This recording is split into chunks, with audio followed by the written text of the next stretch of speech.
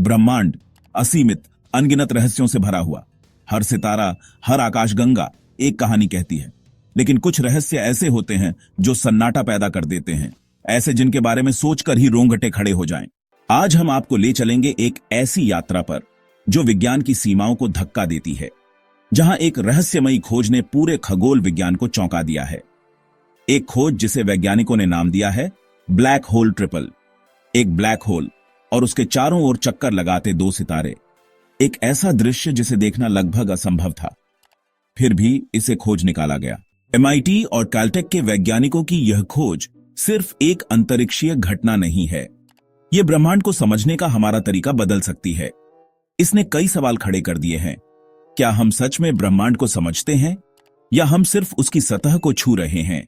इस डॉक्यूमेंट्री में हम जानेंगे ब्लैक होल आखिर होता क्या है और बनता कैसे है, यह ब्लैक होल ट्रिपल क्या है और इसकी खोज कैसे हुई, और सबसे बड़ा सवाल, यह खोज हमारे भविष्य को कैसे प्रभावित कर सकती है। तो आइए शुरू करते हैं एक अद्भुत यात्रा जहां विज्ञान मिलती है रहस्य से और हर जवाब से जन्म लेता है एक नया सवाल। ब्लैक होल का विचार सबसे पहले 18वीं शताब्दी में आया था, जब ब्रिटिश खगोल शास्त्री जॉन मिशेल ने सोचा कि अगर कोई वस्तु इतनी घनी हो कि उसका गुरुत्वाकर्षण प्रकाश को भी बाहर न निकलने दे तो वह अदृश्य होगी। लेकिन ब्लैक होल शब्द का प्रयोग 1967 में अमेरिकी भौतिकविद जॉन आर्चिबाल्ड व्हीलर ने किया था। अल्बर्ट आइंस्टाइन ने अपने सामान्य सापेक्षता के सिद्धांत में प्रस्तावित किया कि गुरुत्वाकर्षण स्थान समय के वक्र से संबंधित है। 1915 में जर्मन खगोलविद कार्ल श्वार्ज़शील्ड ने आइंस्टाइन के समीकरणों का उपयोग करके एक ऐसी वस्तु की गणना की जो इतनी घनी होगी कि उसका गुरुत्वाकर्षण क्षेत्र स्थान समय को तोड़ देगा। इसे श्वार्ज़शील्ड रेडियस के नाम से जाना जाता है। यह वह बिंदु है जहां से प्रकाश भी नहीं निकल सकता। लंबे समय तक ब्लैक होल केवल सैद्धांतिक अवधारणा ही रहे, लेकिन 2019 में इवेंट होराइजन टेलीस्कोप EHT ने मेसियर 87 आकाशगंगा के केंद्र में स्थित एक सुपर मैसिव ब्लैक होल की पहली प्रत्यक्ष छवि प्राप्त की, जिससे इनके अस्तित्व की पुष्टि हुई। यह मानव इतिहास का एक महत्वपूर्ण क्षण था जब हमने अंतरिक्ष के इन रहस्यमयी निगलने वालों को वास्तव में देखा। ब्लैक होल अंतरिक्ष का एक ऐसा क्षेत्र है जहां गुरुत्वाकर्षण इतना प्रबल होता है कि वहां से प्रकाश भी बाहर नहीं निकल सकता। यह अंतरिक्ष समय का एक ऐसा विकृत क्षेत्र है जहां भौतिकी के नियम जैसे हम जानते हैं काम करना बंद कर देते हैं। लेकिन क्या आप जानते हैं कि ब्लैक होल के कई प्रकार होते हैं? मुख्य रूप से 4 प्रकार के ब्लैक होल पाए जाते हैं। स्टेलर ब्लैक होल ये सबसे सामान्य ब्लैक होल हैं जो बड़े तारों के मरने के बाद बनते हैं। इनका द्रव्यमान हमारे सूरज से लगभग 5 से 100 गुना होता है। सुपरमैसिव ब्लैक होल, ये विशाल ब्लैक होल अधिकांश बड़ी आकाशगंगाओं के केंद्र में पाए जाते हैं, जिनमें हमारी मिल्की वे भी शामिल है। इनका द्रव्यमान सूरज से लाखों या अरबों गुना हो सकता है। इनके निर्माण का तरीका अभी भी एक रहस्य है। इंटरमीडिएट ब्लैक होल, इनका द्रव्यमान स्टेलर और सुपरमैसिव ब्लैक होल के बीच होता है। ये दुर्लभ हैं और इनकी खोज अभी भी चल रही है। प्राइमोर्डियल ब्लैक होल, वैज्ञानिकों का मानना है कि ये बिग बैंग के तुरंत बाद बने होंगे, जब ब्रह्मांड अत्यधिक घना था। ये सैद्धांतिक हैं और अभी तक इनका कोई प्रत्यक्ष प्रमाण नहीं मिला है। ब्लैक होल का निर्माण आमतौर पर बड़े तारों की मृत्यु के बाद होता है। जब एक विशाल तारा, जिसका द्रव्यमान हमारे सूरज से कम 20 गुना अधिक होता है, अपने जीवन के अंत में पहुंचता है, तो वह एक विशाल विस्फोट के साथ नष्ट हो जाता है, जिसे सुपरनोवा कहते हैं। इस विस्फोट के बाद तारे का केंद्रीय भाग अपने ही भार के कारण चरम सीमा तक सिकुड़ जाता है और एक ब्लैक होल बन जाता है। लेकिन यह हमेशा ऐसे ही नहीं होता। कभी कभी तारे बिना विस्फोट के भी सीधे ढहकर ब्लैक होल में बदल सकते हैं। इसे डायरेक्ट कोलैप्स या प्रत्यक्ष पतन कहते हैं। यह एक शांत प्रक्रिया है जिसमें कोई विस्फोट नहीं होता। ब्लैक होल के 3 मुख्य भाग होते हैं जिन्हें समझना आवश्यक है। सिंगुलैरिटी, यह ब्लैक होल का केंद्र है जहां सारा द्रव्यमान केंद्रित होता है। यहां गुरुत्वाकर्षण अनंत होता है और स्थान समय की सभी बाधाएं टूट जाती हैं। सिंगुलैरिटी एक ऐसा बिंदु है जहां हमारे ज्ञात भौतिकी के नियम काम नहीं करते। यह अनंत घनत्व का एक बिंदु है जहां स्थान और समय का कोई अर्थ नहीं रह जाता। इवेंट होराइजन, यह ब्लैक होल की सीमा है जिसके अंदर से कुछ भी बाहर नहीं आ सकता यहां तक कि प्रकाश भी नहीं। इसे पॉइंट ऑफ नो रिटर्न भी कहा जाता है। इवेंट होराइजन वह सीमा है जहां गुरुत्वाकर्षण इतना मजबूत हो जाता है कि प्रकाश की गति यानी लगभग 3 लाख किलोमीटर प्रति सेकंड भी बचने के लिए पर्याप्त नहीं होती। इसकी परिधि श्वार्ज़शील्ड रेडियस से निर्धारित होती है, जो ब्लैक होल के द्रव्यमान पर निर्भर करती है। एक्रीशन डिस्क, यह वह चमकीला क्षेत्र है जो अक्सर ब्लैक होल के चारों ओर देखा जाता है, जहां ब्लैक होल आसपास के पदार्थ को खींच रहा होता है। जैसे जैसे पदार्थ एक्रीशन डिस्क में घूमता है, वह गर्म होता जाता है और विकिरण उत्सर्जित करता है। यह विकिरण एक्स किरणों और गामा किरणों के रूप में होता है, जिसे टेलीस्कोप पकड़ सकते हैं। एक्रीशन डिस्क वह है जिससे हम वास्तव में ब्लैक होल को देख पाते हैं। एक और महत्वपूर्ण भाग है फोटॉन स्फीयर, जो इवेंट होराइजन के बाहर की वह जगह है जहां फोटॉन ब्लैक होल के चारों ओर अस्थिर कक्षा में घूम सकते हैं। यह ब्लैक होल की छाया का आकार निर्धारित करता है, जिसे इवेंट होराइजन टेलीस्कोप ने कैप्चर किया था। ब्लैक होल को हम सीधे देख नहीं सकते, क्योंकि वे प्रकाश को अवशोषित करते हैं, न कि उत्सर्जित करते हैं। इसलिए वैज्ञानिक उनके प्रभाव के माध्यम से, जैसे आसपास के पदार्थ पर उनके गुरुत्वाकर्षण के प्रभाव या एक्रीशन डिस्क से आने वाले विकिरण के माध्यम से, उनका अध्ययन करते हैं। जब ब्लैक होल किसी तारे को निगलता है तो यह प्रक्रिया टाइडल डिसरप्शन इवेंट कहलाती है। इस दौरान ब्लैक होल के विशाल गुरुत्वाकर्षण के कारण तारा विस्तारित होकर स्पेगेटिफिकेशन प्रक्रिया से गुजरता है, जिसमें वह लंबा खिंच जाता है और अंततः टूट जाता है। यह एक अत्यंत हिंसक और ऊर्जावान घटना होती है, जिसमें तारे का पदार्थ एक चमकदार एक्रीशन डिस्क बनाता है और अत्यधिक विकिरण उत्सर्जित करता है। ब्लैक होल अपने आसपास के स्थान समय को भी विकृत करते हैं। यह विकृति इतनी मजबूत होती है कि वह प्रकाश के मार्ग को भी मोड़ देती है, जिससे गुरुत्वाकर्षणीय लेंसिंग होती है। इस प्रभाव के कारण दूर के तारों या आकाश गंगाओं का प्रकाश ब्लैक होल के चारों ओर मुड़ सकता है, जिससे हमें उनकी कई या विकृत छवियां दिखाई दे सकती हैं। अब बात करते हैं उस खोज की जिसने वैज्ञानिकों को हैरान कर दिया। 2024 में Massachusetts institute of technology MIT और California institute of technology Caltech के वैज्ञानिकों ने एक अद्भुत खोज की। उन्होंने V404 सिग्नी नामक एक सिस्टम की पहचान की, जो पृथ्वी से लगभग 8000 प्रकाश वर्ष दूर है। V404 सिग्नी हम्स नक्षत्र में स्थित है और 1989 से ही खगोलविदों का ध्यान आकर्षित कर रहा था। इस सिस्टम ने 1989 और फिर 2015 में शक्तिशाली एक्स-रे विस्फोट दिखाए थे, जिससे पता चला था कि यहां एक सक्रिय ब्लैक होल मौजूद है। लंबे समय तक V404 सिग्नी को एक बाइनरी सिस्टम माना जाता था, एक ऐसा सिस्टम जिसमें एक ब्लैक होल और एक तारा एक दूसरे की परिक्रमा कर रहे थे। लेकिन नए अध्ययन से पता चला है कि यह वास्तव में एक ट्रिपल सिस्टम है। यह खोज कैसे हुई? MIT के शोधकर्ता केविन बर्ज और उनकी टीम ने यूरोपीय अंतरिक्ष एजेंसी के गाइया टेलीस्कोप से प्राप्त डेटा का विश्लेषण किया। गाइया अरबों तारों के स्थान और गति का मानचित्रण करता है। जब उन्होंने V404 सिग्नी के डेटा की जांच की, तो उन्होंने एक छोटे से विचलन को देखा। ऐसा लगा जैसे सिस्टम के एक भाग में कोई अनियमितता थी। इस अनियमितता को बेहतर ढंग से समझने के लिए उन्होंने कई अन्य टेलीस्कोप से डेटा एकत्र किया, जिसमें जेमिनी नॉर्थ और यूरोपीय दक्षिणी वेधशाला के वेरी लार्ज टेलीस्कोप शामिल हैं। इस संयुक्त डेटा के विश्लेषण से एक आश्चर्यजनक निष्कर्ष निकला। V404 सिग्नी में एक तीसरा पिंड था, एक और तारा जो ब्लैक होल का चक्कर लगा रहा था। यह सिस्टम अब तक देखा गया पहला ब्लैक होल ट्रिपल है। इसमें क्या है? एक मध्य में स्थित ब्लैक होल, जिसका द्रव्यमान हमारे सूरज से लगभग 9 गुना अधिक है। एक छोटा तारा जो ब्लैक होल के बहुत करीब है और हर 6.5 दिनों में उसका एक चक्कर पूरा करता है। यह तारा धीरे धीरे ब्लैक होल द्वारा निगला जा रहा है। यह तारा हमारे सूरज से थोड़ा छोटा है। एक तीसरा तारा जो ब्लैक होल से बहुत दूर है और लगभग 70,000 वर्षों में इसका एक चक्कर पूरा करता है। इस तारे का द्रव्यमान सूरज के लगभग बराबर है। यह खोज एक सुखद दुर्घटना थी। वैज्ञानिक मिल्की वे आकाशगंगा में नए ब्लैक होलों के संकेतों की तलाश कर रहे थे जब उन्होंने इस अनोखे सिस्टम को देखा।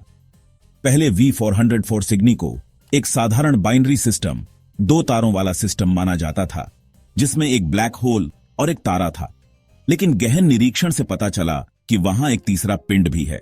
यह खोज महत्वपूर्ण है क्योंकि यह पहली बार है जब वैज्ञानिकों ने ट्रिपल सिस्टम में ब्लैक होल देखा है। और इससे भी अधिक महत्वपूर्ण बात यह है कि इस खोज ने ब्लैक होल के निर्माण के बारे में हमारी समझ को बदल दिया है। V404 सिग्नी का अध्ययन करके वैज्ञानिकों ने एक आश्चर्यजनक निष्कर्ष निकाला है। इस ब्लैक होल का निर्माण पारंपरिक तरीके से नहीं हुआ है। आमतौर पर जब एक विशाल तारा सुपरनोवा विस्फोट से गुजरता है और ब्लैक होल बनता है, तो यह विस्फोट इतना शक्तिशाली होता है कि वह आसपास के वातावरण को विस्फोटित कर देता है और नवजात ब्लैक होल को एक जन्मजात धक्का, नेटल किक देता है, जिससे वह अंतरिक्ष में तेजी से आगे बढ़ता है। लेकिन V404 सिग्नी में तीनों वस्तुएं आपस में बंधी हुई हैं और स्थिर हैं। तीनों का गुरुत्वाकर्षणीय बंधन अभी भी मजबूत है, जो सुझाता है कि कोई बड़ा विस्फोट नहीं हुआ था। इससे पता चलता है कि यह ब्लैक होल बिना किसी विस्फोट के बना था, एक प्रक्रिया जिसे प्रत्यक्ष पतन, डायरेक्ट कोलैप्स कहते हैं।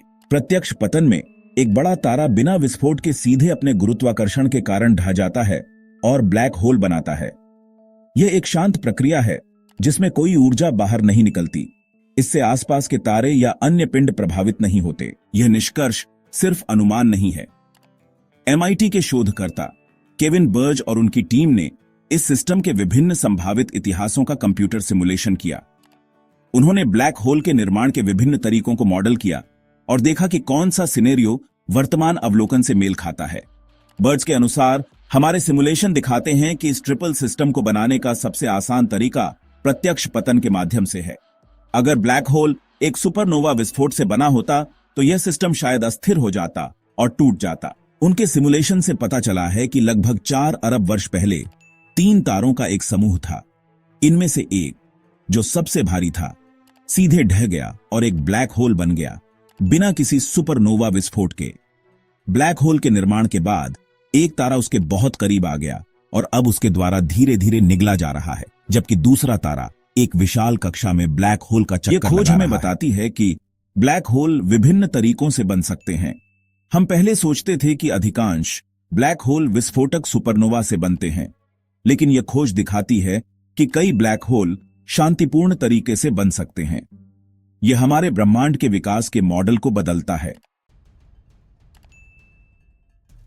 ट्रिपल सिस्टम अधिक आम हो सकते हैं। इस खोज से पहले वैज्ञानिकों को संदेह था कि ब्लैक होल के साथ ट्रिपल सिस्टम स्थिर हो सकते हैं। अब हम जानते हैं कि वे न केवल मौजूद हैं, बल्कि स्थिर भी हो सकते हैं। यह सुझाव देता है कि ब्रह्मांड में ऐसे और सिस्टम हो सकते हैं जिन्हें अभी खोजा जाना बाकी है। ब्लैक होल का विकास। इस सिस्टम का अध्ययन करके वैज्ञानिक यह समझ सकते हैं कि ब्लैक होल समय के साथ कैसे विकसित होते हैं और वे अपने आसपास के वातावरण को कैसे प्रभावित करते हैं। V404 सिग्नी में हम एक ऐसा ब्लैक होल देख रहे हैं जो अपने साथी तारे को धीरे धीरे निगल रहा है, जिससे हमें ब्लैक होल के विकास की एक तस्वीर मिलती है। तारे और ब्लैक होल की बातचीत। यह सिस्टम हमें दिखाता है कि ब्लैक होल और तारे एक साथ कैसे विकसित होते हैं और एक दूसरे को कैसे प्रभावित करते हैं। यह जानकारी हमें आकाश गंगाओं और ब्रह्मांड के विकास को बेहतर ढंग से समझने में मदद करती है।